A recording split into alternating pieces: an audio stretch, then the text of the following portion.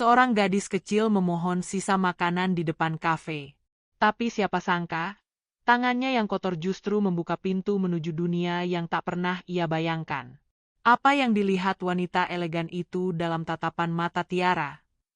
Langit pagi di kota itu belum sempat memucatkan embun ketika Tiara sudah terjaga. Tubuh kecilnya menggigil di antara lipatan kardus yang ia tata semalam di kolong jembatan layang. Di sampingnya, sebuah kantong plastik besar berisi botol dan kaleng bekas jadi harta paling berharga yang berhasil ia kumpulkan kemarin. Di dekat kakinya, sepotong roti sobek yang sudah mengeras tertutup plastik tipis masih utuh. Sarapan untuk hari ini. Tiara, gadis kecil berusia 8 tahun, tak punya siapa-siapa lagi. Tak ada pelukan ibu yang menenangkan, tak ada suara ayah yang menimang, hanya riuh kendaraan dan angin kotor jalanan yang saban hari menyapanya. Ia tak ingat sejak kapan dirinya harus hidup seperti ini. Yang ia tahu, ibunya pernah memeluknya sambil batuk keras dan menghilang ke rumah sakit tanpa pernah kembali. Sementara ayah, entah kemana, hanya tinggal bayang samar dan suara marah yang sering terdengar di malam hari. Setiap pagi, Tiara berjalan menelusuri trotoar kota dengan plastik besar di punggungnya. Kadang menyapa tukang parkir yang ramah, kadang menghindari tatapan curiga orang dewasa. Langkahnya kecil tapi tegas. Matanya tajam mencari botol bekas, kaleng kosong, atau apapun yang bisa dijual ke pengepul nanti siang.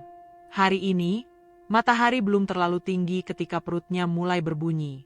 Ia belum makan sejak kemarin sore, dan roti keras tadi masih belum sanggup ia telan.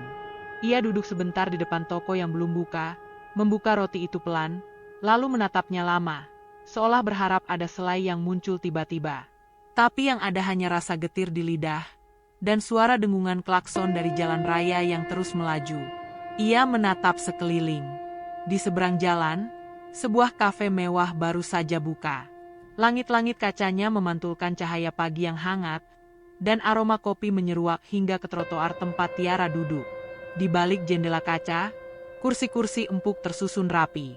Para pegawai berseragam mulai menata meja, dan tak lama kemudian, mobil-mobil mewah mulai berdatangan. Tiara berdiri. Ia tidak tahu kenapa, tapi langkah kakinya perlahan membawanya mendekat. Mungkin karena aroma kopi. Mungkin karena ia melihat seorang perempuan cantik duduk sendiri di pojok kafe, mengenakan pakaian berwarna krem, berambut panjang rapi, dengan tatapan teduh yang memandang keluar jendela. Tiara berdiri di luar kaca. Ia tidak masuk. Ia tahu tempat itu bukan untuk anak sepertinya. Tapi perutnya memohon, dan hatinya berdesir. Gadis kecil itu berdiri tegak, menempelkan kedua tangannya ke kaca. Lalu dengan pelan, ia mengetuk sekali. Wanita di dalam kafe menoleh. Mata mereka bertemu. Tiara mengangguk pelan, lalu menunjuk piring di meja. Isyarat sederhana, boleh aku minta sisa makanan itu? Beberapa pegawai mulai berbisik. Seorang pelayan menghampiri wanita itu, berbisik sesuatu. Tapi wanita itu hanya tersenyum tipis dan berdiri. Ia berjalan keluar, menghampiri Tiara yang sekarang mulai gelisah, takut diusir. Namun bukan kata usiran yang keluar dari mulut wanita itu. Ia jongkok, menyamakan tinggi mata dengan Tiara. Lalu bertanya dengan suara lembut, "Namamu siapa, Nak?" Tiara menelan ludah. "Tiara, Bu." Wanita itu tersenyum. "Sudah makan hari ini?" Tiara menggeleng. Perutnya mendadak terasa semakin perih. "Kalau begitu," ujar wanita itu, "temani ibu sarapan, ya." Tiara tidak langsung menjawab. Matanya membelalak, menatap tangan halus yang terulur padanya. Ini bukan pertama kalinya ada orang dewasa menyapanya, tapi ini pertama kalinya ada yang menawarkan meja makan, bukan sekadar sisa. Ia masih ragu, tapi tangan itu tetap terulur sabar. Beberapa orang di dalam kafe mulai melihat. Ada yang mencibir, ada yang tersenyum setengah mengejek. Tapi wanita itu tak peduli. Ia menggenggam tangan Tiara dan membimbingnya masuk. Tiara berjalan perlahan. Sepatunya, sandal jepit usang yang hampir putus, menyentuh lantai marmer dingin kafe itu. Ia merasa seperti masuk ke dunia lain.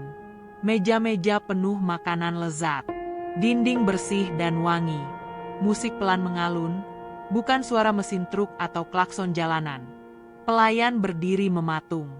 Wanita itu, dengan tenang, menyuruh mereka menyiapkan satu set sarapan lagi. Roti panggang, telur rebus, dan segelas susu hangat. Semua disajikan di depan Tiara yang duduk kaku di seberang. Tiara menunduk. "Aku boleh makan, Bu?" Wanita itu tersenyum. "Boleh. Habiskan ya." Tiara memandang makanan itu sejenak, lalu mulai makan dengan hati-hati. Ia tidak lahap. Ia pelan. Seperti takut makanan itu akan menghilang kalau disentuh terlalu cepat. Tapi setiap suapan adalah nyanyian syukur dalam diam. Wanita itu memperhatikan Tiara dalam diam. Ada sesuatu di matanya. Bukan kasihan. Bukan iba. Tapi kehangatan. Seperti seseorang yang menemukan potongan puzzle yang selama ini hilang. "Tiara," ujarnya kemudian, "kamu tinggal di mana?" Tiara menoleh, setengah ragu. "Di bawah jembatan." Wanita itu mengangguk. "Sudah berapa lama?" Tiara mengangkat bahu. "Sejak ibu masuk rumah sakit.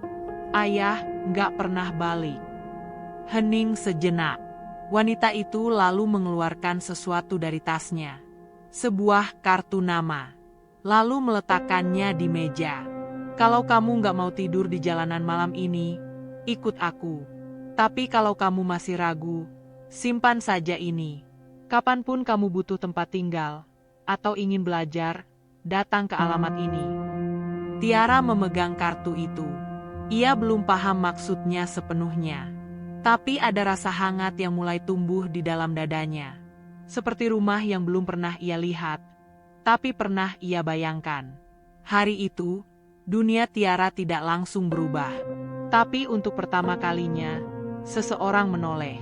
Untuk pertama kalinya, ada tangan yang benar-benar terulur, bukan untuk mengusir, tapi untuk mengajak berjalan bersama. Dan di luar kafe, angin kota tetap berhembus. Tapi kali ini, Tiara melangkah pulang dengan kartu kecil di tangannya, dan harapan kecil di dadanya yang mulai tumbuh perlahan. Tiara kembali ke tempat tidurnya malam itu, di kolong jembatan yang remang dan lembab, dengan sesuatu yang berbeda dalam genggaman. Sebuah kartu nama kecil berwarna putih gading, dengan tulisan yang terlalu indah untuk bisa dibaca olehnya. Ia belum mengerti arti nama, jabatan, atau alamat yang tertulis di sana, tapi yang ia tahu, kertas itu adalah pintu.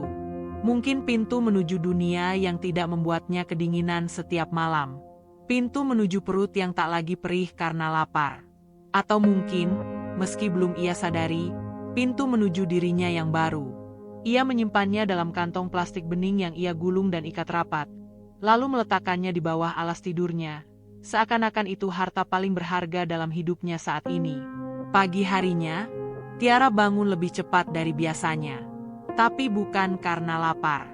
Perutnya masih terasa hangat oleh telur dan roti kemarin. Ini pertama kalinya dalam beberapa bulan terakhir ia bangun tanpa nyeri lambung atau suara gemuruh usus. Yang membangunkannya hari ini adalah rasa penasaran. Rasa ingin tahu yang tumbuh sejak wanita itu, Ayu, begitu nama yang sempat ia dengar dari pelayan kafe, menggenggam tangannya dan membiarkannya duduk di meja yang sama, memakan makanan yang sama, di tempat yang biasanya hanya ia lihat dari luar jendela.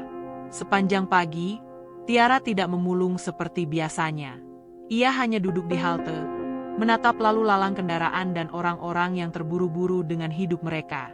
Dunia berjalan seperti biasa, tapi hatinya tidak. Ada sesuatu yang berdesir. Sebuah percikan kecil di dalam dadanya yang membuatnya ingin tahu lebih banyak. Tentang Ayu. Tentang tempat yang disebutkan di kartu itu. Tentang kemungkinan lain selain hidup di pinggir jalan. Menjelang siang, ia akhirnya berdiri. Ia tahu letak jalan besar yang disebutkan dalam kartu itu, meskipun tidak bisa membaca alamatnya. Tapi ia tahu huruf-huruf. Ia hafal bentuknya. Ia menyeberang jalan, berjalan kaki berkilometer jauhnya, menelusuri lorong-lorong kota yang belum pernah ia masuki. Ketika akhirnya sampai di gang besar yang tenang, di mana pohon-pohon rindang berdiri mengapi trotoar bersih, Tiara merasa seolah-olah melangkah ke dunia lain. Tidak ada sampah berserakan, tidak ada bunyi klakson, tidak ada orang yang membentak atau mencibir. Hanya ketenangan dan udara yang lebih bersih. Ia berdiri di depan sebuah bangunan bercat putih dengan pagar besi. Di atas pintu tertulis nama yayasan dengan huruf yang ia kenali dari kartu tadi. Ada taman kecil di dalam, dan suara anak-anak tertawa samar terdengar dari dalam ruangan. Tiara ragu melangkah. Tapi ketika seorang penjaga membuka pagar dan menatapnya dengan ramah, ia mengangguk pelan. Saya mau ketemu Bu Ayu." Penjaga itu mengangguk dan menyuruhnya masuk. Di dalam, dunia yang benar-benar asing bagi Tiara terbentang. Dinding berwarna pastel dengan gambar-gambar ceria anak-anak. Rak buku, meja-meja belajar, dan kursi kecil yang rapi. Seorang anak laki-laki menyapanya dengan senyum, lalu kembali menggambar. Di sudut ruangan, dua anak perempuan membaca buku sambil sesekali tertawa kecil. Semuanya begitu tenang. Begitu, tidak seperti tempat biasa Tiara tinggal. Tak lama kemudian, Ayu muncul dari pintu samping. Ia mengenakan pakaian sederhana hari ini, kemeja putih dan celana panjang abu-abu. Tapi senyumnya tetap sama hangatnya seperti kemarin. Begitu melihat Tiara, ia langsung menghampiri dan menyambut dengan pelukan singkat. Tiara kaku, tak terbiasa, tapi tidak menolak. "Terima kasih sudah datang," kata Ayu sambil menggandeng tangan kecil Tiara. Tiara duduk di sofa ruang tamu sambil mencubit ujung bajunya. Kaku, keringat dingin mengalir di pelipis. Tapi Ayu tahu bagaimana cara membuat anak-anak merasa diterima. Ia tidak langsung bertanya banyak. Ia hanya menyodorkan segelas susu dan roti isi. "Kamu belum harus cerita apapun. Di sini, kamu bisa istirahat dulu. Kalau nanti kamu nyaman, baru kita ngobrol," katanya lembut. Dan begitulah hari itu berjalan. Tiara duduk di sudut ruangan sambil memperhatikan anak-anak lain bermain, membaca, dan belajar. Ada kelas menulis, ada kelas menggambar, ada perpustakaan kecil dengan warna-warni buku yang belum pernah ia lihat. Semuanya terasa terlalu indah untuk jadi nyata. Tapi semuanya nyata. Ayu nyata. Rumah ini nyata. Kebaikan ini nyata. Ketika malam tiba dan semua anak diminta mandi, mengenakan piyama, dan bersiap tidur, Tiara sempat kebingungan. Ia tak pernah mengenal rutinitas seperti ini.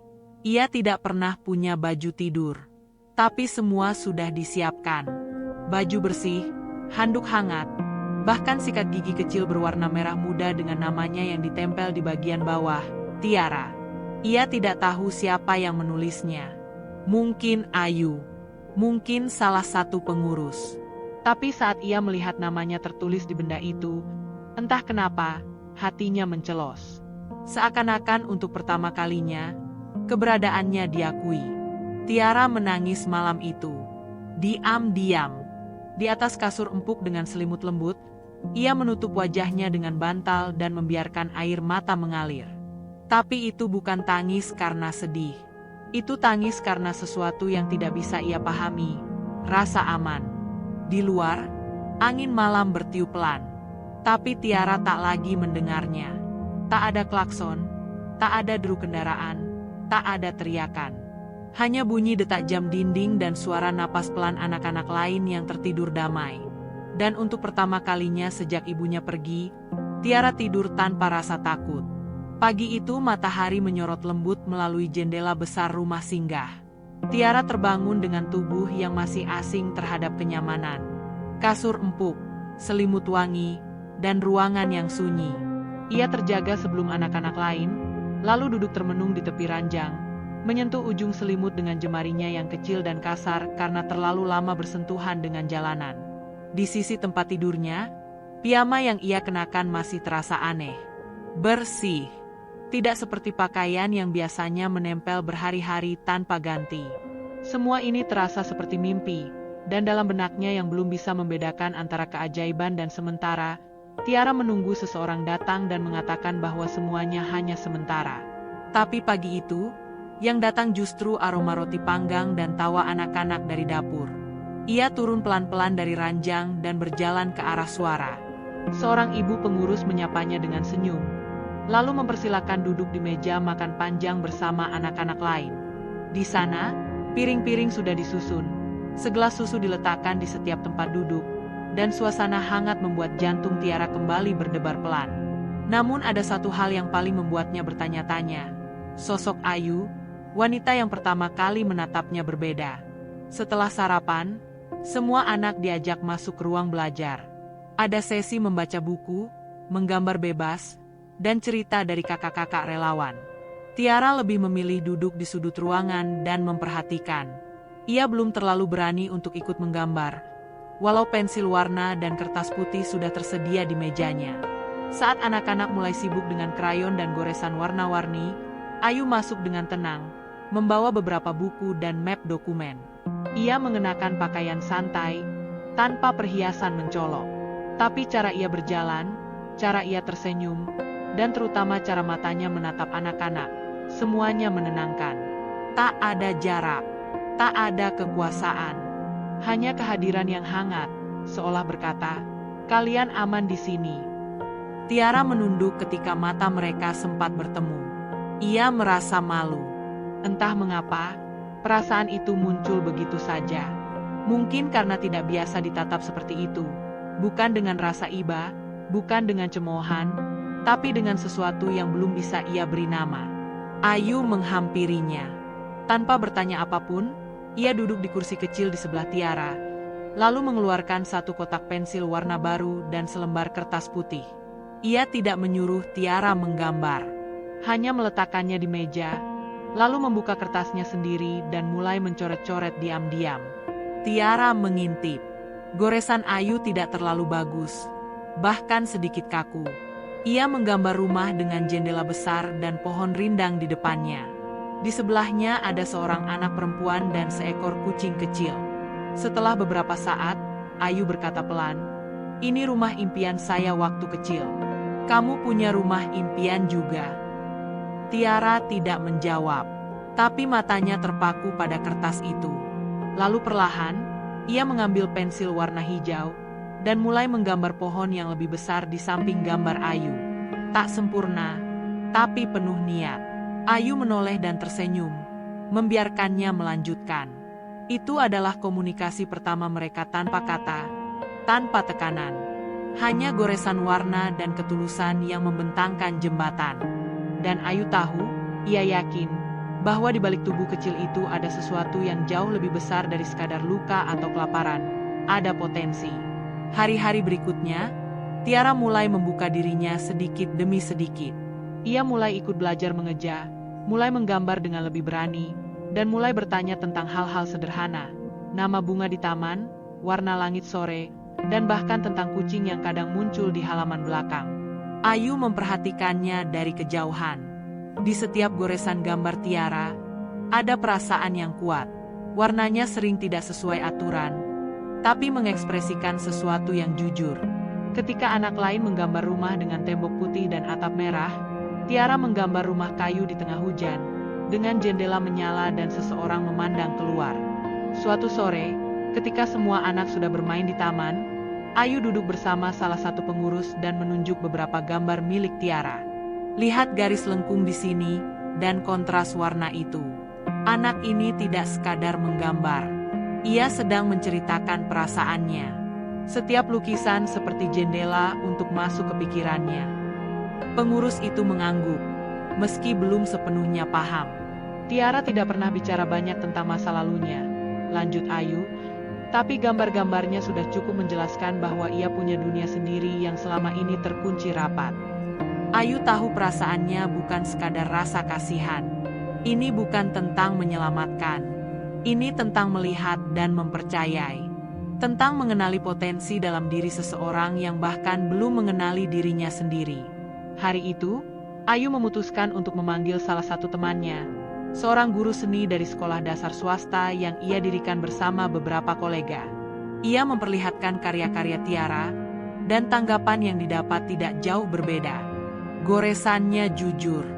Ada kesedihan di sini, tapi juga harapan, kata sang guru. Kalau diberi ruang dan bimbingan, anak ini bisa jauh melampaui anak-anak seumurannya. Malam itu, Ayu berdiri di depan jendela rumah singgah, menatap langit yang mulai gelap. Di baliknya, Tiara tertidur di atas kasur hangat, dengan kertas gambar yang masih terbuka di sebelah bantalnya. Di sana, tergambar seekor burung kecil yang terbang di atas gedung-gedung tinggi, menuju matahari. Dan Ayu tahu, burung itu bukan sekadar gambar. Burung itu adalah Tiara. Langit kota malam itu diguyur gerimis tipis. Suara hujan memantul pelan di atap rumah singgah, seperti irama lembut yang membelai hati. Di kamar-kamar kecil yang berjajar rapi, anak-anak sudah tertidur. Lampu-lampu redup menyala di setiap sudut, memberikan rasa aman yang tak pernah ditemukan di jalanan. Tiara berdiri di depan jendela kamarnya. Tangan mungilnya menyentuh kaca yang dingin. Matanya menerawang ke arah jalan yang basah. Di kejauhan, ia melihat kelap-kelip lampu kendaraan yang tak pernah berhenti. Dunia di luar sana masih berputar, seperti biasa. Tapi untuk pertama kalinya, ia tidak berada di dalamnya. Ia di dalam ruangan yang hangat, bersih, dan sunyi. Kamar kecil itu memiliki 2 tempat tidur.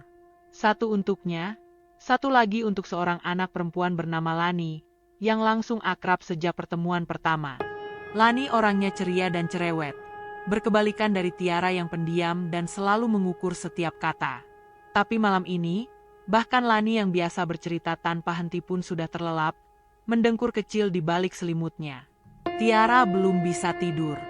Bukan karena tidak mengantuk, tapi karena hatinya gelisah. Terlalu banyak rasa baru yang datang bersamaan. Kehangatan, kenyamanan, dan rasa percaya.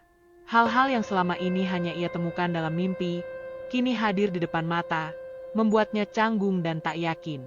Ia duduk di tepi tempat tidur.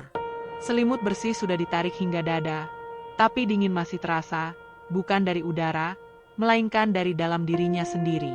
Ia teringat malam-malam panjang di kolong jembatan, saat suara hujan berarti tidak bisa tidur karena takut barangnya basah. Saat ia harus memeluk lutut agar tetap hangat. Saat satu-satunya nyanyian pengantar tidur adalah suara klakson dan bentakan orang. Malam ini semuanya berbeda, tapi luka lama masih bergeming. Tiba-tiba, ada suara ketukan pelan di pintu. Tiara menoleh. Pintu terbuka perlahan, dan dari celahnya muncullah Ayu. Ia mengenakan sweater hangat, rambutnya diikat sederhana. Tatapannya lembut seperti biasa. "Aku boleh masuk?" tanya Ayu pelan. Tiara mengangguk tanpa suara. Ayu masuk dan duduk di kursi kecil dekat ranjang. Hening sesaat. Hanya suara hujan dan detik jam dinding yang terdengar. "Sulit tidur?" tanya Ayu. Tiara kembali mengangguk. Tak ada kata, hanya ekspresi kecil yang menyiratkan banyak hal. Ayu menatap anak itu lama, lalu mengambil sebuah buku tipis dari kantong sweaternya. "Kalau begitu, aku bacakan cerita. Dulu waktu kecil, aku juga sering susah tidur. Ibuku biasanya bacakan dongeng sebelum tidur." Tiara menoleh, matanya mulai melembut. Ayu membuka buku itu dan mulai membaca pelan. Suaranya tenang, seperti aliran sungai yang menyejukkan. Dongeng tentang burung kecil yang kehilangan sarangnya, tapi akhirnya menemukan tempat tinggal di pohon tua yang ramah. Sebuah cerita sederhana, tapi memiliki makna yang dalam. Saat Ayu selesai membaca, Tiara masih terjaga, tapi matanya mulai sayu. "Apa kamu juga dulu pernah takut malam hari?" tanya Tiara tiba-tiba, dengan suara kecil nyaris berbisik. Ayu mengangguk. "Sering, tapi lama-lama aku belajar. Malam tidak selalu menakutkan. Kadang malam juga jadi teman yang menenangkan." Tiara menatap langit-langit kamar, berpikir. Lalu perlahan, ia bersuara lagi. "Aku takut kalau semua ini cuma sebentar. Nanti aku bangun, lalu aku sudah ada lagi di jalanan." Perkataan itu menusuk hati Ayu. Ia mendekat, lalu mengusap rambut Tiara perlahan. "Tempat ini bukan mimpi, Tiara. Dan kamu nggak sendirian lagi sekarang." Tiara menggigit bibir. Air mata mulai menetes. Perlahan, diam-diam. Tapi ia tidak menangis seperti anak kecil yang minta dipeluk. Ia menangis seperti orang yang selama ini menyimpan semuanya sendiri. Ayu tidak berkata apa-apa lagi. Ia hanya duduk di tepi ranjang, menggenggam tangan kecil itu dalam keheningan. Beberapa menit kemudian, Tiara akhirnya tertidur. Napasnya mulai teratur, wajahnya tenang. Tapi tangannya masih menggenggam jari Ayu, erat, seolah takut lepas. Ayu menatap wajah polos itu dalam diam. Dalam hatinya, ada gelombang emosi yang tak mudah dijelaskan. Rasa peduli yang bukan sekadar kasihan, tapi ikatan batin yang mulai tumbuh tanpa diminta. Ia tahu, anak ini telah melalui terlalu banyak luka dalam waktu yang terlalu singkat. Tapi ia juga tahu, di dalam tubuh kecil itu, ada kekuatan yang luar biasa. Malam itu, Ayu tidak langsung pergi. Ia tetap duduk di sana, menemani hingga genggaman Tiara melemah. Dan ketika akhirnya ia bangkit dan keluar dari kamar, ia membawa serta keyakinan baru dalam hatinya, bahwa ia tidak hanya menyelamatkan seorang anak dari jalanan, tapi juga diberi kesempatan untuk menyaksikan tumbuhnya sesuatu yang tak ternilai. Di luar, hujan berhenti. Langit mulai bersih, dan bulan muncul di antara awan tipis. Malam yang tadinya menakutkan kini berubah menjadi pelindung, menutup luka, menyelimuti harapan. Dan untuk pertama kalinya dalam hidupnya, Tiara tidur tanpa takut. Tiara duduk di depan meja belajar kecil berwarna biru pucat, matanya tertuju pada sebuah buku bacaan tipis bergambar kelinci dan burung. Di sekelilingnya, beberapa anak lain sudah mulai membaca dengan suara pelan, beberapa bahkan saling mengejas sambil tertawa. Tapi Tiara hanya diam. Jemarinya menyentuh halaman buku satu persatu, seolah ingin memahami tulisan itu lewat ujung jarinya. Huruf-huruf tampak asing, berdiri tegak seperti pagar yang belum bisa ia lewati. Hari itu adalah hari pertamanya belajar di kelas literasi dasar di rumah singgah. Pengurus menyebutnya sebagai kelas pelangi, tempat anak-anak belajar membaca dan menulis dari awal. Sebagian dari mereka sudah terbiasa memegang pensil. Sebagian lainnya, seperti Tiara, baru pertama kali mencicipi duduk di kursi belajar dengan suasana senyap. Ia merasa kaku, takut salah, takut terlihat bodoh. Tapi Ayu pernah bilang, semua orang hebat juga pernah memulai dari halaman kosong. Di depan kelas, seorang relawan muda bernama Kak Indra tersenyum lebar. Dengan suara yang lembut dan sabar, ia memandu anak-anak mengeja huruf vokal, lalu menuliskan satu persatu di papan tulis. Tiara mencoba mengikuti. Huruf A terlihat seperti angka terbalik. I seperti tongkat kecil dengan titik di atasnya. Perlahan, ia mulai menyalin huruf itu di bukunya sendiri. Tulisan tangannya goyah. Jelek, tapi nyata. Dan ketika ia selesai menulis kata pertamanya, ibu, hati kecilnya bergetar. Sudah lama sekali ia tidak menulis apapun. Bahkan namanya sendiri pun belum pernah ia tulis secara utuh. Hari itu, ia berhasil menuliskan ibu dan aku dalam satu baris. Dan itu terasa seperti menaklukkan gunung yang tinggi. Namun pelajaran membaca hanyalah awal dari sesuatu yang lebih besar. Sore harinya, setelah makan siang dan istirahat, anak-anak dibagi ke dalam kelas hobi. Ada yang masuk kelas musik, ada yang belajar menari, dan sebagian lainnya masuk kelas menggambar. Tiara awalnya tidak tahu harus memilih apa. Tapi Lani menarik tangannya dan berkata dengan antusias, "Kita ke ruang gambar, yuk, ada cat air." Seru, loh. Tiara mengikuti tanpa banyak bicara. Di dalam ruang seni, dindingnya dipenuhi karya anak-anak, lukisan warna-warni, sketsa wajah, gambar rumah, dan bahkan coret-coret tak berbentuk yang dibingkai rapi. Di tengah ruangan, meja-meja panjang berjejer dengan kertas gambar dan peralatan seni. Cat air, pensil warna, kuas, dan wadah kecil untuk air diletakkan di setiap sisi. Tiara menatap semua itu seperti menemukan mainan rahasia yang selama ini ia tidak tahu ada.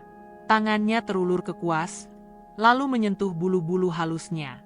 Di sebelahnya, seorang relawan bernama Kak Nita membimbing anak-anak untuk mulai mencelupkan kuas ke cat, lalu membuat bentuk dasar, lingkaran, garis, dan percikan warna.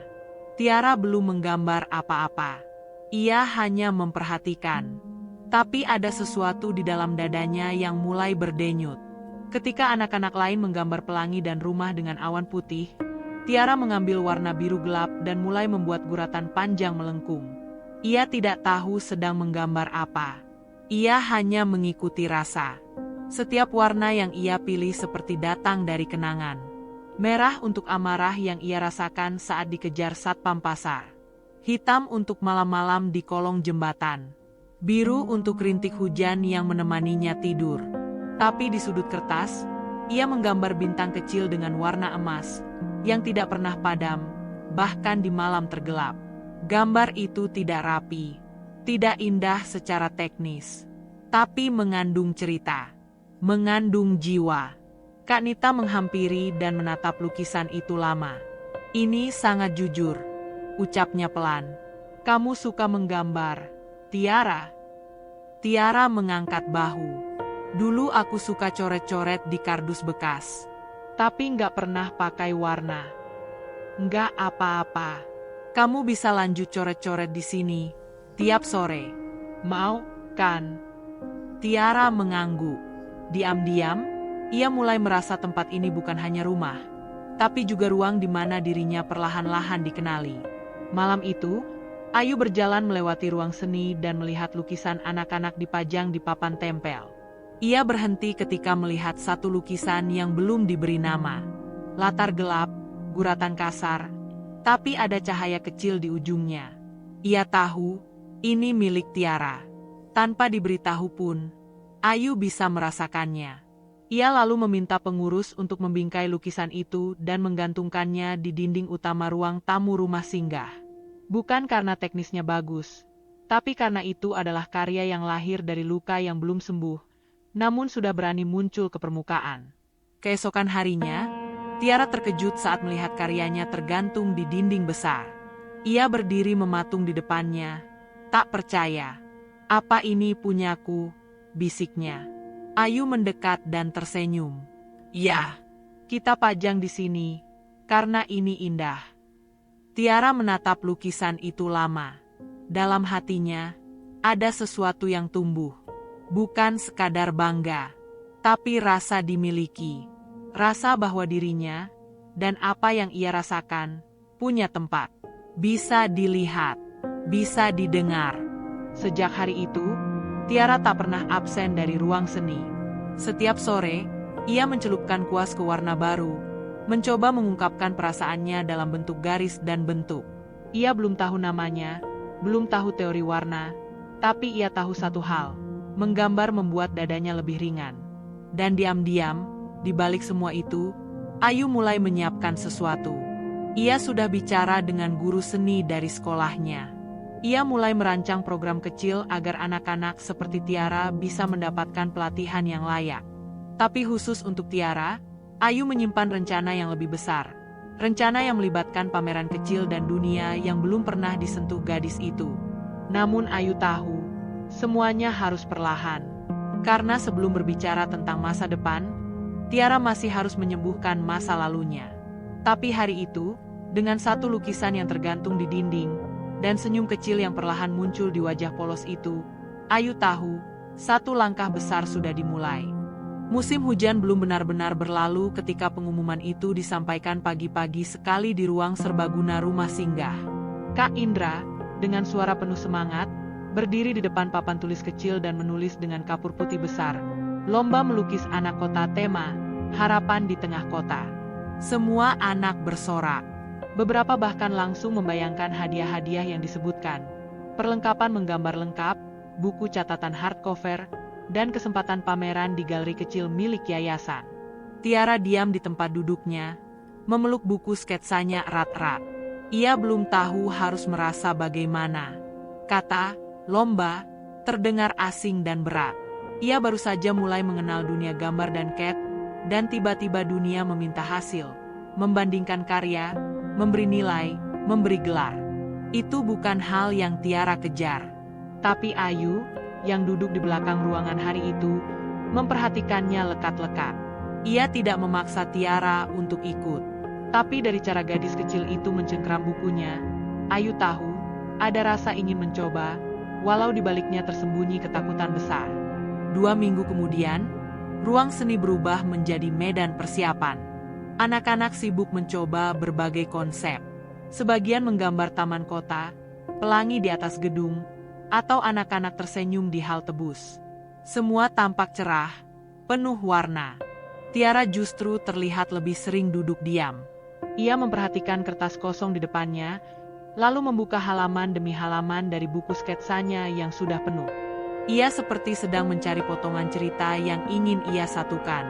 Ketika akhirnya mulai menggambar, Tiara tidak memilih tema kota yang gemerlap. Ia menggambar seorang anak perempuan duduk di trotoar gelap, menatap langit malam. Di atas kepala anak itu, terlihat gedung-gedung tinggi dengan jendela menyala. Tapi mata si anak tetap menatap langit, bukan gedung. Di sudut gambar, tampak seorang wanita dari kejauhan, datang membawa lentera. Warna-warnanya suram, ungu, hitam, abu-abu, dengan sentuhan oranye hangat di titik cahaya. Tidak ada senyuman, tapi ada keheningan yang terasa menyentuh. Ketika Kak Nita melihat hasilnya, ia terdiam. Ini sangat jujur, Tiara. Kamu yakin ingin ini yang kamu kirimkan? Tiara mengangguk pelan. Ini harapan versiku, bisiknya. Dan begitulah, lukisan itu akhirnya masuk ke daftar peserta lomba mewakili rumah singgah. Hari pameran tiba. Bertempat di aula komunitas seni kota yang sederhana, namun teratur dan ramai. Anak-anak dari berbagai yayasan, sekolah, dan komunitas seni berdatangan dengan karya mereka. Semua mengenakan seragam rapi, beberapa membawa keluarga, guru, bahkan fotografer. Tiara mengenakan kemeja putih dan celana bahan yang sudah disiapkan Ayu malam sebelumnya. Rambutnya disisir rapi, wajahnya tampak bersih, tapi matanya gelisah. Ia tidak bicara sepanjang perjalanan. Di dalam mobil, ia menggenggam erat buku kecil yang berisi coretan gambar-gambarnya terdahulu. Ketika sampai di aula, dunia seolah menjadi terlalu ramai. Suara riuh, tepuk tangan, musik latar, dan lampu-lampu putih terang menyergapnya. Ia berdiri terpaku di dekat pintu, enggan melangkah masuk. Ayu menyadari itu. Ia turun dari mobil, menghampiri Tiara, lalu jongkok menyamakan tinggi mata. Tiara, kamu tidak harus menang hari ini. Kamu hanya perlu berdiri di depan dunia dan berkata, "Ini aku." Itu sudah cukup. Tiara menatap Ayu. Ada air di pelupuk matanya, tapi ia mengangguk. Pelan, tapi yakin. Mereka masuk bersama. Lukisan-lukisan sudah terpajang di sepanjang dinding aula. Lukisan Tiara tergantung di sisi kiri ruangan, diberi bingkai kayu gelap. Di bawahnya tertulis nama kecilnya, Tiara, 9 tahun. Beberapa orang mulai mendekat. Seorang ibu berbisik ke anaknya, "Ini sedih banget ya gambarnya." Seorang bapak mencatat sesuatu di bukunya. Seorang remaja memotret diam-diam. Tiara berdiri di dekat lukisannya. Nafasnya sesak, bukan karena malu, tapi karena luka lama yang tergambar di kanvas itu seolah hidup kembali. Malam-malam sendirian, tatapan orang asing, bunyi gemeretak laparan, semua muncul kembali. Ia ingin kabur. Ia ingin menarik kembali karyanya. Dan saat itu juga, seorang juri lomba, seorang wanita tua berambut perak yang merupakan kurator galeri seni terkenal, berhenti di depan lukisan Tiara. Ia menatapnya lama, lalu berkata tanpa menoleh, "Siapa yang membuat ini?" Tiara ragu angkat tangan. Sang juri menatapnya. Lukisan ini tidak sekadar menggambarkan harapan. Ia merasakan harapan dari dasar luka, katanya pelan. "Kamu pernah benar-benar sendiri, ya?" Tiara tidak menjawab, tapi matanya berkaca-kaca. "Jangan khawatir. Karya seperti ini tidak dinilai dari teknik, tapi dari keberanianmu menaruh hatimu di atas kertas. Dan kamu berani." Kemudian juri itu pergi, meninggalkan Tiara dengan perasaan yang tidak bisa dijelaskan. Antara bangga, takut, dan lega. Ketika pengumuman pemenang diumumkan, nama Tiara tidak disebut sebagai juara pertama, kedua, maupun ketiga. Tapi di akhir acara, diumumkan satu penghargaan khusus, karya dengan pesan emosional terkuat, dan nama Tiara dipanggil ke depan. Langkah kakinya kecil, pundaknya gemetar. Tapi ketika ia berdiri di atas panggung kecil itu, sorot lampu menyinari wajahnya. Ia menggenggam sertifikat itu erat-erat, dan di antara tepuk tangan, matanya mencari satu sosok, Ayu. Di ujung ruangan, Ayu berdiri dengan senyum bangga.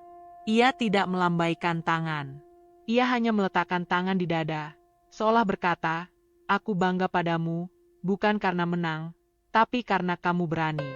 Hari itu, Tiara tidak pulang membawa piala. Tapi ia pulang dengan dada yang lebih lapang. Ia tahu, melukis bukan sekadar hobi. Itu cara ia menyembuhkan diri, berbicara tanpa kata, dan melepaskan rasa yang terlalu berat untuk dituturkan. Dan malam itu, sebelum tidur, Tiara menggambar lagi. Kali ini ia menggambar dirinya sendiri, di panggung kecil, dikelilingi cahaya, dan di kejauhan, seorang wanita berdiri dengan tangan di dada, memandang dengan mata yang penuh harapan. 3 hari setelah lomba, suasana rumah singgah perlahan kembali seperti biasa. Anak-anak kembali ke rutinitas belajar, menggambar, bermain di taman kecil, dan tertawa seolah-olah hari-hari penuh sorotan itu tak pernah terjadi. Tapi bagi Tiara, sesuatu telah berubah. Ia tidak lagi menyembunyikan kertas gambarnya di bawah bantal. Ia tidak lagi merasa perlu meminta izin sebelum mulai mencoret warna di setiap sore. Ia mulai menggambar di ruang terbuka, bahkan kadang memperlihatkan hasilnya kepada anak lain yang meminta. Tapi yang paling penting, untuk pertama kalinya, ia percaya bahwa tangannya punya suara. Suatu sore, saat anak-anak sedang makan, Ayu memanggil Tiara ke ruang kerjanya. Sebuah ruangan yang jarang dimasuki anak-anak, penuh dengan tumpukan map, lukisan, dan rak buku tinggi. Di dindingnya tergantung beberapa karya seni modern, serta papan besar berisi catatan, jadwal, dan foto-foto dokumentasi program sosial Ayu. Tiara berdiri ragu di depan pintu, tangannya gemetar pelan. "Masuk, Tiara. Duduk di sini, ya," kata Ayu sambil menunjuk kursi berlapis kain abu-abu. Tiara duduk, matanya menyapu ruangan. Terlalu banyak benda yang ia belum mengerti. Ayu tersenyum dan membuka map kuning tipis di meja. Ia mengeluarkan beberapa lembar kertas, surat undangan, proposal kecil, dan brosur berwarna. "Ada sesuatu yang ingin ibu ajak kamu lihat," ujar Ayu, tenang. "Tapi sebelum itu, ibu mau cerita sedikit tentang ibu." Tiara menatapnya, pelan-pelan mulai mendengarkan. Dulu, ibu juga suka menggambar. Tapi ibu tidak pernah berani tunjukkan ke siapa-siapa. Ibu besar di keluarga yang lebih suka bicara soal angka, soal bisnis, bukan soal warna. Ibu mulai berani menggambar lagi setelah dewasa, dan itu pun hanya sebagai pelampiasan, bukan mimpi. Ayu menatap mata Tiara dengan dalam. "Makanya waktu lihat kamu, ibu seperti melihat diri ibu dulu, tapi lebih jujur, lebih berani. Dan ibu nggak mau kamu kehilangan kesempatan yang ibu dulu abaikan." Ia menyodorkan brosur itu. Di sampulnya tertulis, "Pameran Anak Kota Galeri Langit Timur. Ibu punya galeri seni kecil. Setiap tahun, kami mengadakan pameran untuk seniman muda. Biasanya hanya untuk siswa sekolah seni. Tapi tahun ini, ibu ingin kamu ikut. Karyamu akan dipajang bersama seniman-seniman muda lainnya." Tiara terdiam. Jantungnya berdetak kencang. Galeri, pameran, dunia itu terlalu jauh. Ia bahkan belum bisa menyebut semua warna dengan benar. Ia tidak mengerti bingkai besar, label nama, atau lampu sorot di dinding putih. Tapi mata Ayu mengatakan hal lain. Bukan paksaan, tapi keyakinan. "Kamu nggak perlu jadi sempurna. Kamu hanya perlu jadi jujur," lanjut Ayu. Hari pameran itu datang lebih cepat dari yang dibayangkan. Galeri Langit Timur terletak di sebuah bangunan 2 lantai bergaya minimalis. Dinding-dinding putih tinggi, lampu-lampu gantung yang hangat, dan ruangan luas yang hening.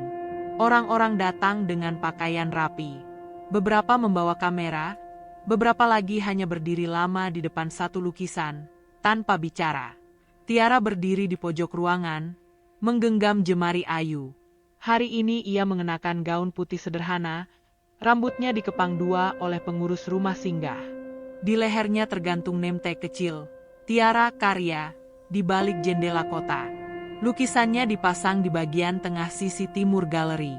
Di bingkai kayu coklat tua, dengan lampu kuning hangat menyorotnya dari atas. Orang-orang berdiri di depannya cukup lama.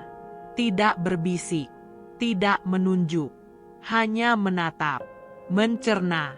Seorang wanita muda berambut pendek mendekati Ayu dan Tiara. Ia seorang kolektor lukisan dari Bandung. Lukisan anak ini mengganggu saya dalam cara yang indah, katanya. Ada luka, tapi juga terang. Ayu mengangguk pelan.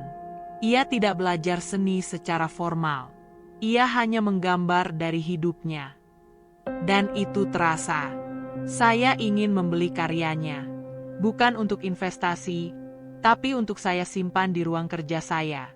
Supaya saya tidak lupa tentang sisi lain kota ini. Tiara menoleh cepat. Dibeli? Ayu tersenyum. Kalau kamu bersedia.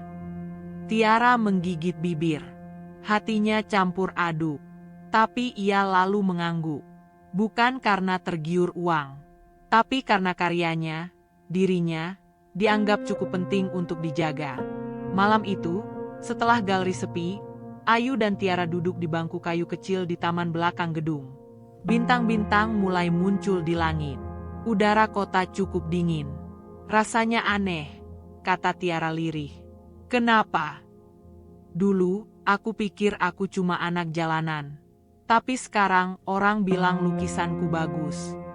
Ayu menoleh dan berkata dengan lembut, kamu bukan hanya anak jalanan. Kamu adalah seseorang yang hidup dengan jujur.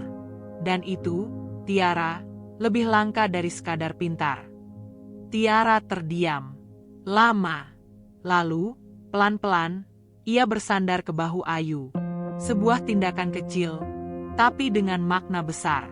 Ia mulai membuka hatinya, tidak hanya lewat lukisan, tapi lewat keberanian untuk merasa nyaman di sisi seseorang. Dan malam itu, Tiara tidur dengan senyum. Bukan karena sorotan galeri, bukan karena orang dewasa yang memuji, tapi karena untuk pertama kalinya, dunia membuka pintu, dan ia masuk bukan sebagai tamu, tapi sebagai bagian darinya. Rumah singgah tampak lebih sepi hari itu. Beberapa anak sedang mengikuti kunjungan luar kota bersama relawan. Sebagian lain masih tidur siang setelah sesi kelas pagi. Hanya Tiara yang masih duduk di ruang seni, menatap kertas kosong dengan kuas di tangan, tapi belum satu goresan pun tertoreh. Bukan karena kehabisan ide, tapi karena pikirannya masih dipenuhi suara dan cahaya dari pameran semalam. Ia belum benar-benar mencerna apa yang baru terjadi. Karyanya digantung di galeri, dikagumi, bahkan dibeli oleh orang asing. Dunia seni yang dulu seperti langit tinggi, kini menyentuh ujung jemarinya. Tapi lebih dari itu, ada satu pertanyaan yang terus berputar di kepalanya sejak semalam. Siapa sebenarnya Bu Ayu? Pertanyaan itu mengganjal bukan karena rasa curiga, tapi karena Tiara mulai menyadari apa yang dilakukan Ayu bukanlah sesuatu yang biasa. Ia tidak sekadar baik, ia juga terorganisir, dihormati, bahkan dipanggil Direktur Yayasan Langit Timur oleh banyak orang.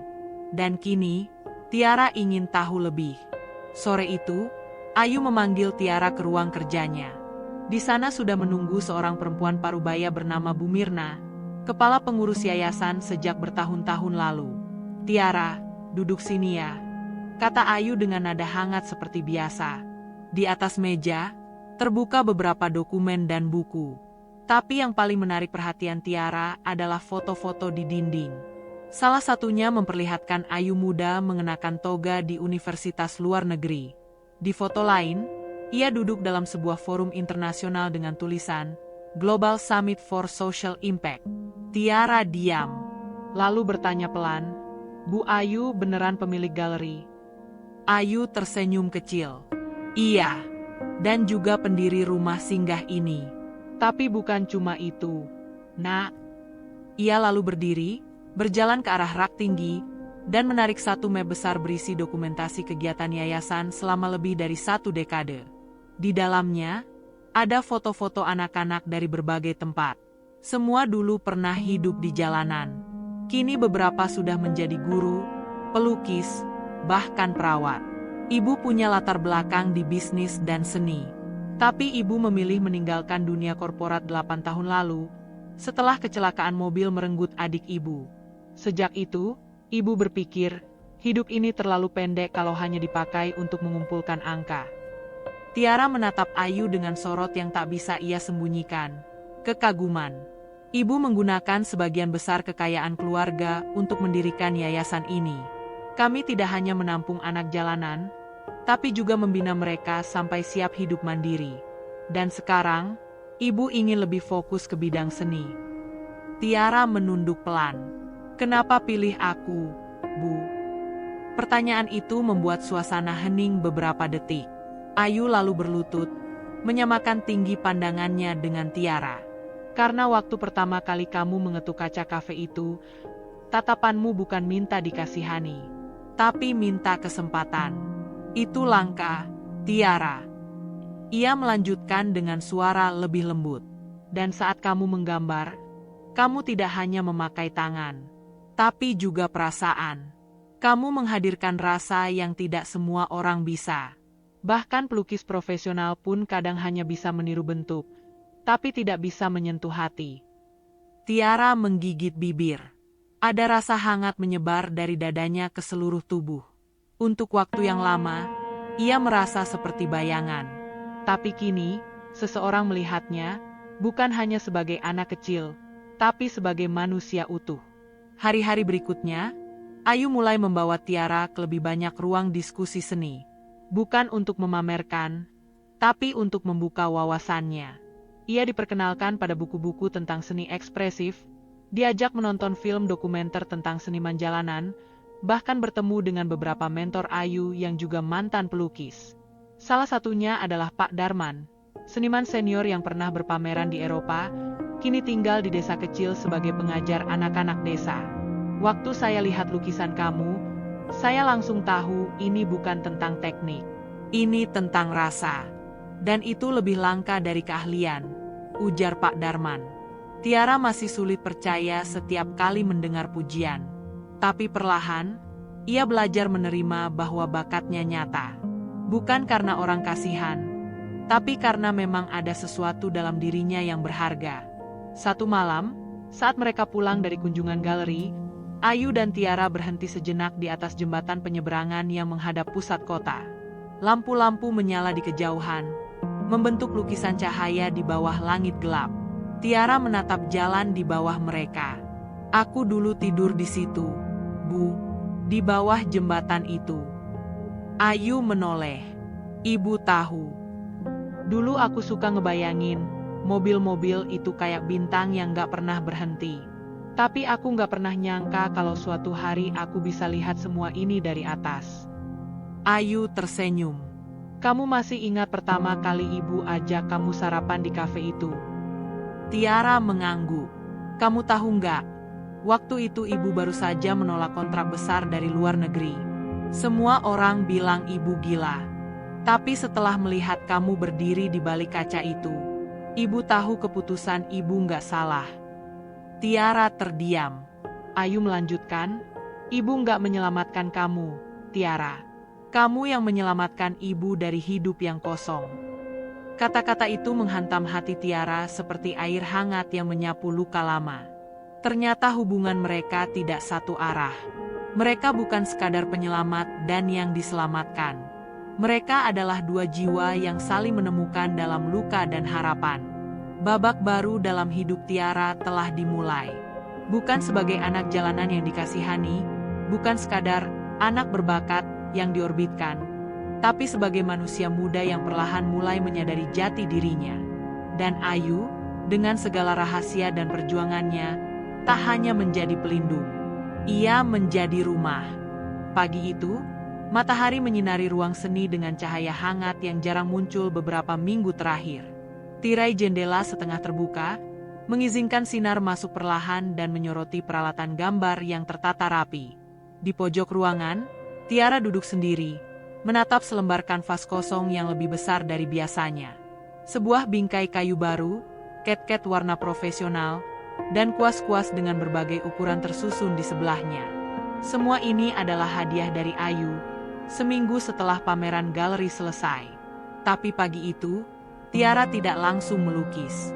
Ia hanya diam, memegang kuas, namun tak juga menyentuh kanvas. Bukan karena kehilangan ide, tapi karena ia merasa, kali ini, lukisannya bukan hanya milik dirinya sendiri. Kali ini, banyak mata akan melihatnya. Lukisan ini akan ditampilkan dalam pameran pribadi kecil di ruangan utama Galeri Ayu. Pameran yang hanya menampilkan karya seorang anak, dirinya. Ayu menyebutnya sebagai pameran suara diam. Nama itu dipilih karena Ayu tahu, Tiara bukan anak yang banyak bicara, tapi karyanya menjerit dengan kejujuran. Selama beberapa hari kebelakang, Tiara lebih banyak bermeditasi lewat diam. Ia berjalan mengelilingi taman yayasan, duduk di bawah pohon, mencoret sketsa kecil tanpa banyak tekanan.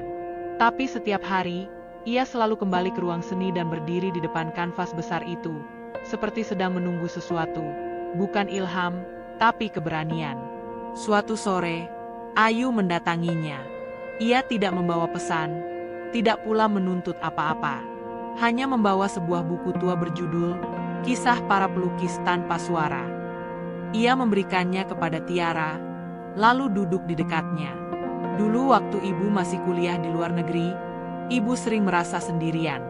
Bahkan ketika semua orang mengagumi karya ibu, rasanya tetap kosong. Karena waktu itu, ibu melukis bukan untuk bicara, tapi untuk menyenangkan orang. Tiara menoleh pelan. Ayu melanjutkan, "Kamu berbeda. Kamu melukis dari tempat yang dalam. Dan ibu ingin kamu terus melakukannya. Tapi bukan untuk membuat orang terkesan. Lakukan karena kamu ingin menyampaikan sesuatu, walau tidak ada suara sekalipun." Kata-kata itu menenangkan. Seperti tangan yang menepuk bahu dengan lembut, bukan mendorong dari belakang.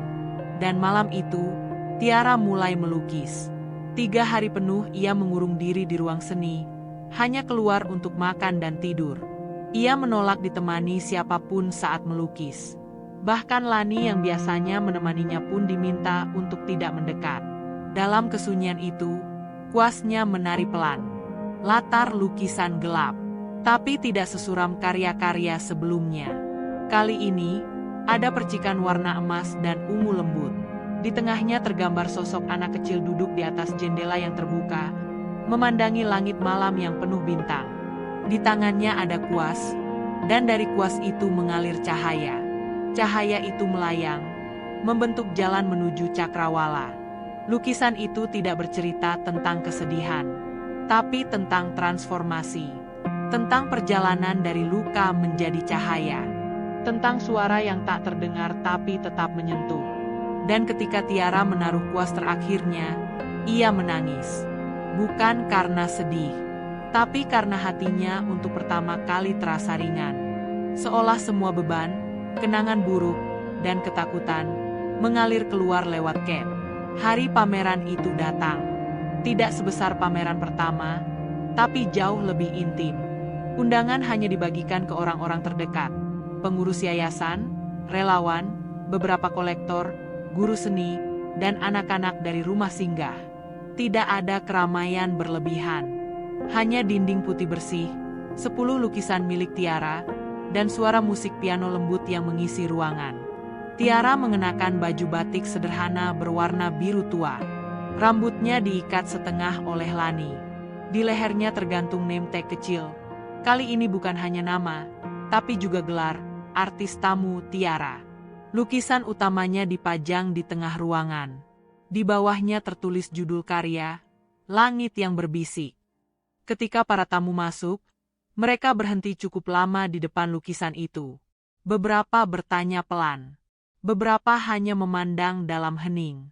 Seorang guru seni berkata lirih, Anak ini sudah belajar lebih dari banyak pelukis dewasa. Ia mengenal rasa. Setelah 1 jam berjalan, Ayu berdiri di tengah ruangan untuk memberikan sambutan. Ia tidak membawa teks, hanya bicara dari hati. Saya tidak pernah membayangkan akan bertemu anak seperti Tiara, yang mengajarkan saya bahwa kesunyian pun bisa menjadi suara yang menggema. Hari ini kita tidak hanya melihat lukisan, tapi menyaksikan perjalanan batin yang lahir dari luka, lalu tumbuh menjadi cahaya. Tepuk tangan menggema. Tiara berdiri dengan kepala sedikit tertunduk, wajahnya merah. Tapi matanya menatap Ayu dengan rasa yang tak bisa diucapkan. Terima kasih, kepercayaan, dan sayang. Sore menjelang malam. Tamu-tamu perlahan pulang. Di ruangan yang mulai lengang, Tiara duduk sendirian di bangku panjang, memandangi lukisannya dari jauh. Lani menghampiri, lalu duduk di sampingnya. Gambarnya keren banget. Tapi aku paling suka cahaya dari kuas itu, ujar Lani pelan. Tiara tersenyum kecil. Itu bukan cuma cahaya. Itu suara. Suaraku. Dan mereka berdua tertawa pelan, tanpa beban. Di kejauhan, Ayu memandang dari pintu, lalu berbalik menuju ruang belakang galeri. Ia berjalan ke rak file, mengambil satu dokumen bertuliskan, pendaftaran beasiswa seni khusus Langit Timur Foundation.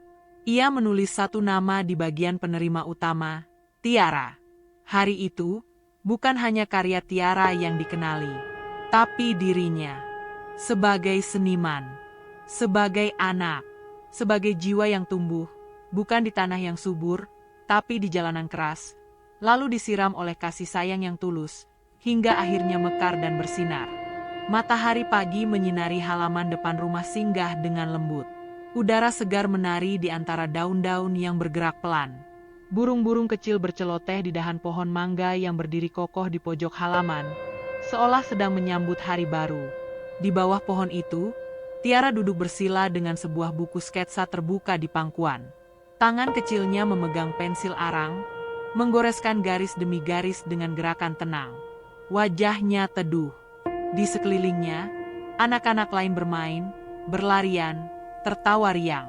Tapi ia memilih duduk di situ, menatap langit yang mulai membiru, lalu kembali menekuni lukisannya. Hari itu adalah ulang tahunnya yang ke-10. Namun tidak ada pesta besar, tidak ada balon, tidak ada kue tinggi bertingkat. Yang ada hanyalah kesederhanaan. Nasi tumpeng kecil buatan dapur yayasan, lagu selamat ulang tahun yang dinyanyikan anak-anak dengan semangat, dan pelukan hangat dari Lani yang tak pernah jauh dari sisinya. Ayu menyematkan bros kecil berbentuk bintang ke kerah bajunya pagi itu. Bros kecil, tapi penuh makna. Selamat ulang tahun, Tiara. 10 tahun pertama kamu penuh perjuangan. 10 tahun berikutnya, kita isi dengan cahaya, ya. Tiara mengangguk pelan, matanya berkaca-kaca. Ia tak pandai merayakan sesuatu. Tapi hari itu, ia merasa benar-benar hidup. Benar-benar dilihat. Benar-benar dianggap ada. Beberapa minggu kemudian, Tiara memulai langkah baru, sekolah seni formal. Bukan di kelas elit dengan anak-anak berbaju seragam mahal, tapi di sekolah kecil binaan Yayasan Ayu yang menampung anak-anak dari berbagai latar belakang. Kelasnya diisi oleh remaja yang belajar seni sebagai bahasa, bukan sekadar keterampilan. Ada yang pelukis, pemusik, pematung, dan Tiara, gadis kecil dengan suara diam yang mulai bergema lewat warna-warna di atas kanvas. Di hari pertamanya, Tiara berdiri di depan kelas, memperkenalkan diri. Suaranya pelan, tapi mantap. Namaku Tiara. Aku suka menggambar, karena lewat gambar, aku bisa cerita meski mulutku belum selalu bisa bicara. Seisi kelas hening sejenak, lalu bertepuk tangan. Bukan karena simpatik, tapi karena mereka tahu, anak ini tidak biasa. Hari demi hari, Tiara mulai membangun dunia barunya. Ia punya meja belajar sendiri, buku-buku seni pertamanya, dan cat air merek mahal yang dulu hanya ia lihat dari jauh. Tapi yang paling berharga adalah waktu dan ruang untuk menjadi dirinya sendiri. Bukan Tiara si anak jalanan, tapi Tiara si seniman muda yang sedang tumbuh. Setiap akhir pekan, Ia pulang ke rumah singgah. Bukan karena harus, tapi karena rindu. Ia membantu menggambar mural di dinding ruang makan, mengajari anak-anak kecil melukis pohon dan matahari, dan sesekali ikut berkebun bersama relawan. Di sana, ia tetap Tiara yang sederhana, tanpa gelar, tanpa bingkai besar. Hanya seorang anak yang tahu rasanya kehilangan, dan kini punya keinginan memberi. Ayu selalu menunggu di ruang tamu dengan teh hangat dan cerita baru.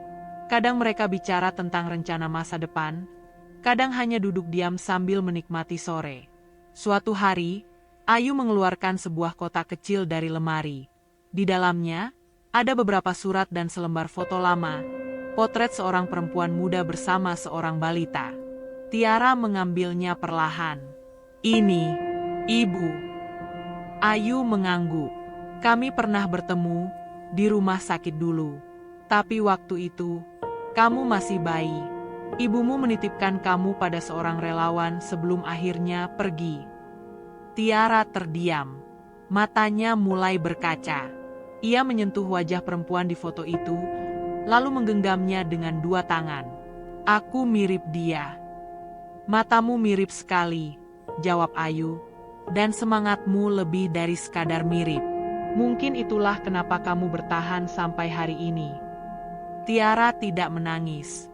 Ia hanya memeluk foto itu pelan, lalu berkata dengan suara hampir berbisik, "Terima kasih sudah membuat aku tidak hilang." Ayu menahan napas. Ia tahu kalimat itu bukan ucapan biasa. Itu adalah pengakuan dari anak kecil yang dulu hidup di antara ketakutan dan kelaparan, lalu sekarang menemukan suara dan rumah. Setahun berlalu. Di galeri milik Ayu, digelar kembali pameran akhir tahun. Kali ini bertajuk Cahaya dari Dalam. Sebuah kumpulan karya dari anak-anak rumah singgah yang kini menjadi murid-murid seni aktif. Nama Tiara terpampang paling atas dalam daftar peserta. Tapi yang menarik, lukisan utamanya bukan bergambar kota atau langit, bukan pula tokoh perempuan atau lentera seperti biasanya. Karya itu menampilkan sebuah bangku panjang kayu tua di bawah pohon rindang.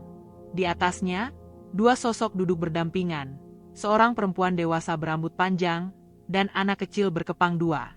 Mereka tidak saling memandang, hanya duduk, dikelilingi cahaya sore yang menyapu dari sela dedaunan. Di bawah lukisan, tertulis judul sederhana, "Tidak perlu kata-kata." Oleh Tiara, 11 tahun. Dan semua orang yang melihatnya tahu, lukisan itu tidak sekadar indah. Ia menyimpan kehidupan.